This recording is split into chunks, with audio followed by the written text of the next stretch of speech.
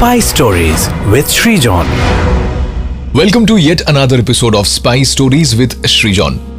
গত এপিসোডে বলেছিলাম যে কি করে সিআইএ অর্থাৎ সেন্ট্রাল ইন্টেলিজেন্স এজেন্সি মানে আমেরিকান সিকিউরিটি এজেন্সি সিআইএ কি করে পশু এবং পক্ষীদেরকে গুপ্তচর বৃত্তিতে কাজে লাগাচ্ছিল, অর্থাৎ they were trying and exploring the options of animal spies বা using animals and birds as spies. Because যেরকম বলছিলাম গত এপিসোডে যে humans have their own limitations. তো এই পশু পাখিদেরকে নিয়ে বিভিন্ন এক্সপেরিমেন্টের ব্যাপারে তোমার সঙ্গে শেয়ার করেছিলাম ইনফরমেশন গত এপিসোডে। But CIA eventually reached this conclusion, এই উপসংহারে পৌঁছেছিল, এই ডিসিশনে পৌঁছেছিল, এই সিদ্ধান্তে পৌঁছেছিল যে সমস্ত পশু পাখিদের মধ্যে সব থেকে এফেক্টিভ হলো দ্য গুড ওল্ড পিজিয়ন বা পায়রা, কবুতর, যাকে প্রাগৈতিহাসিক যুগ থেকে প্রেমপত্র, যুদ্ধের খবর, বিভিন্ন আপৎকালীন খবর বা এমার্জেন্সি মেসেজেস দেওয়া নেওয়া করার জন্য বিভিন্ন রাজা, সেনাপতি, leaders, political leaders, indigenous tribes কারা ব্যবহার করেনি। তাই এখান থেকে হয়তো আমরা এই কনক্লুশনেও আসতে পারি যে আমাদের পূর্বপুরুষ যারা ছিলেন তারা হয়তো আমাদের থেকে একটু বেশি স্মার্ট ছিলেন, কারণ তারা জানতেন তারা কি করছেন। The pigeons were the best tried and tested messengers. যাই হোক, সিআইএ বিভিন্ন পশু পাখিদের ওপর এক্সপেরিমেন্ট করে দেখেছিল যে কাকে সব থেকে বেশি ভালো মতো গুপ্তচর বৃত্তিতে কাজে লাগানো যেতে পারে। And those experiments included dolphins, birds, dogs, cats, falcons, and so many other species of animals and birds.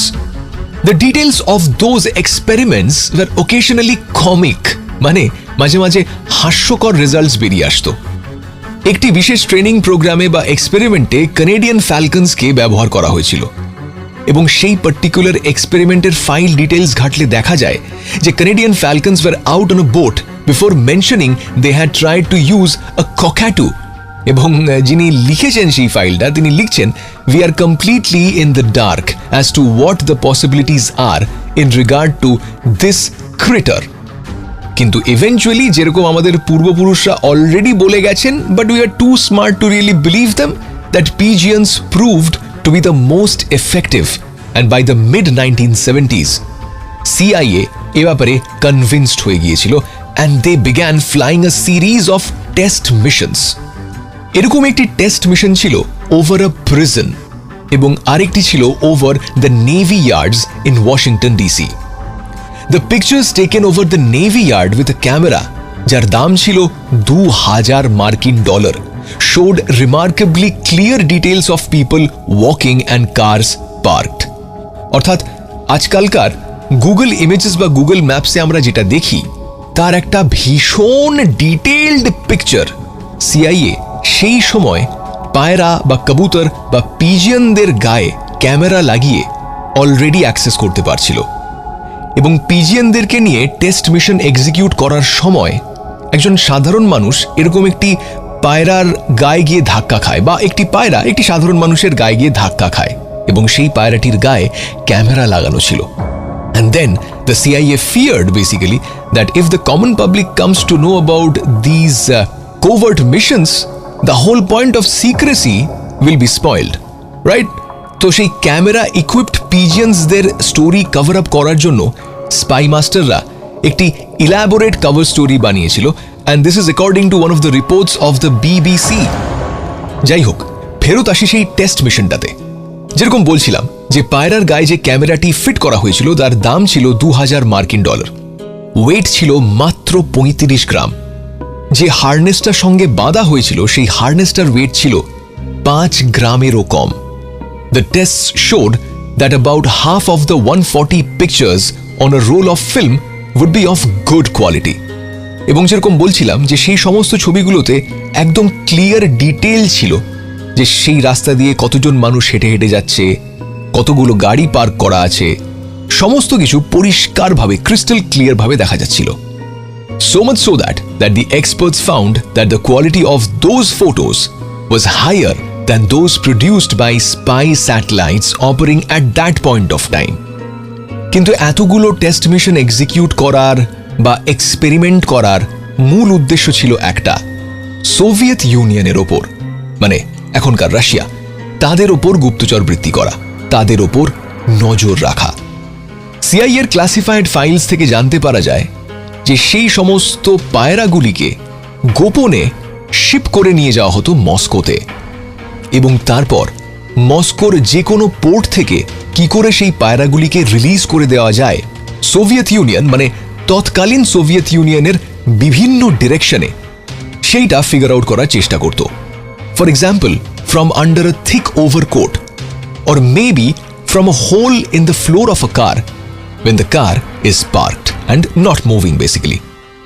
এটাও পরীক্ষা করে দেখা হয়েছিল যে একটি গাড়ি যদি 50 মাইল পার আওয়ার স্পিডে ছোটে, তাহলে সেই গাড়ির কাঁচ নামিয়ে সেখান থেকে একটি পিজিয়নকে বা পায়রাকে লঞ্চ করিয়ে দেওয়া যায় কিনা।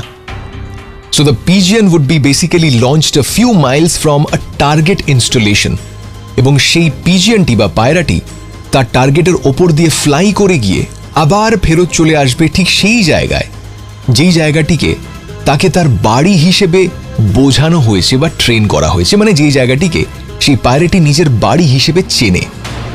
It appears from a September 1976 memo that one of the target that had been selected was one of the shipyards at Leningrad that used to build, but that builds the most advanced of the Soviet submarines at that point of time.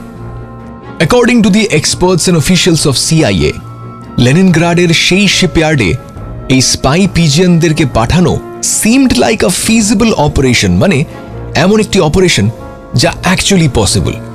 কিন্তু সিআইএর সেই classified files এখানেই শেষ হয়ে যায়, মানে সেই classified file যেগুলো declassify করা হয়েছিল। তাই অ্যাকচুয়ালি লেনিনগ্রাডে স্পাই পিজিয়ন সিআইএ পাঠিয়েছিল কিনা তার কোনো রেকর্ডস কোথাও নেই।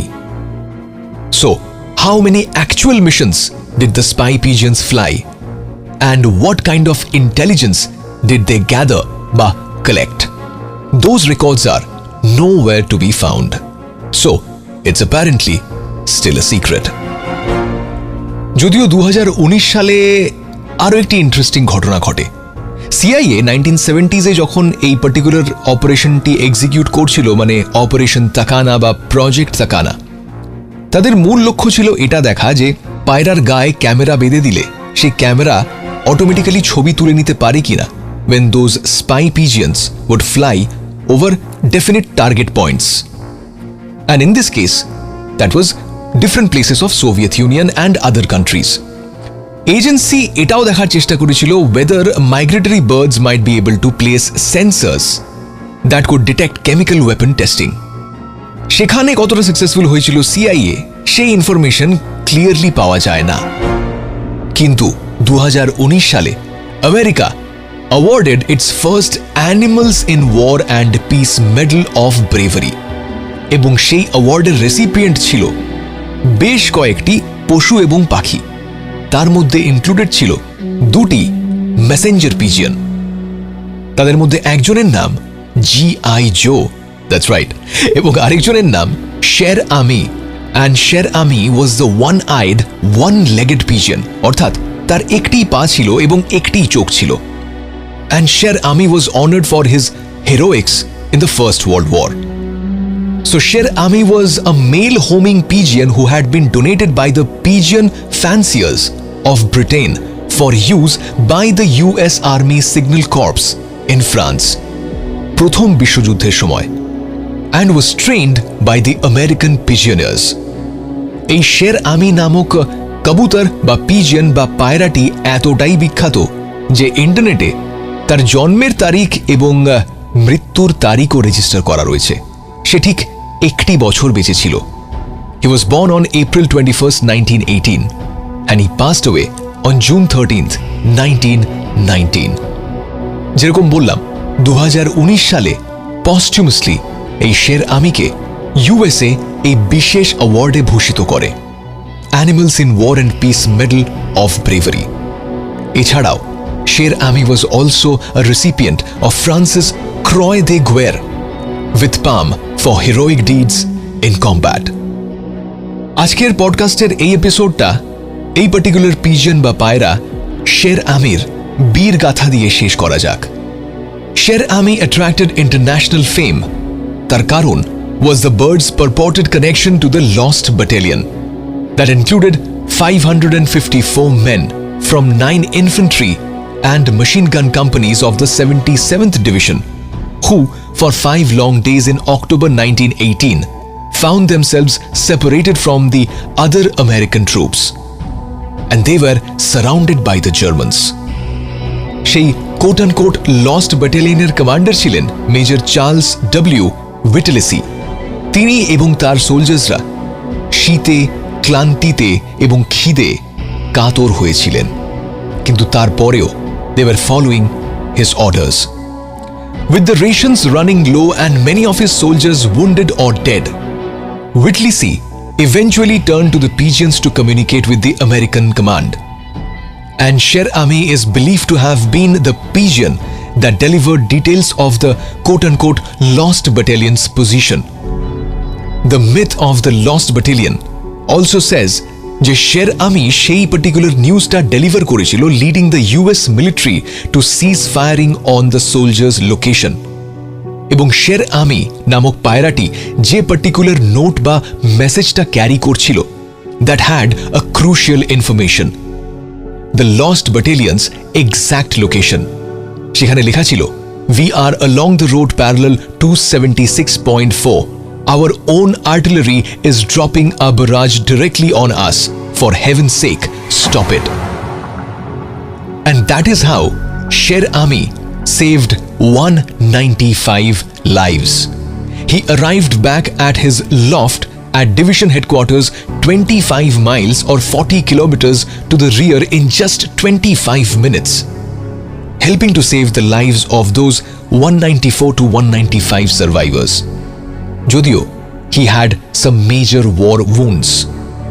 তার বুকে লেগেছিল একটি গুলি লাগার ফলে তার একটি চোখ অন্ধ হয়ে যায় এবং সে একটি পাও হারায়। And that is why Sher Ami is known as the one-eyed and one-legged war veteran pigeon. And finally in 2019, অর্থাৎ শের আমির মৃত্যুর 100 বছর বাদে, আমেরিকা অফিশিয়ালি সেই পায়রাটির সাহসিকতাকে রেকগনাইজ করে, সেই পায়রাটির স্যাক্রিফাইসকে রেকগনাইজ করে। শের আমি served bravely despite all the war injuries and bolstered the American cause. With this particular episode of Spy Stories with SRIJON is coming to an end.